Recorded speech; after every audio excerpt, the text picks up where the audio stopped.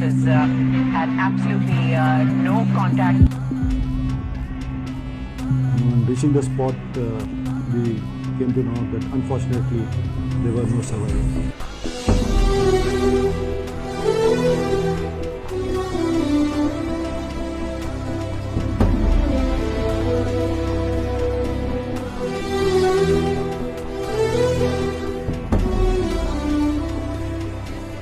ఇలాంటి విపత్కర పరిస్థితుల్లో వైఎస్ జగన్మోహన్ రెడ్డి తీసుకున్న నిర్ణయాన్ని కాంగ్రెస్ హైకమాండ్ జీర్ణించుకోలేకపోయింది.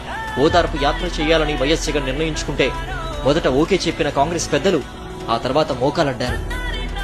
దాదాపుగా 660 మంది ఈ రోజుటికి ప్రాణ త్యాగాలు చేశారు.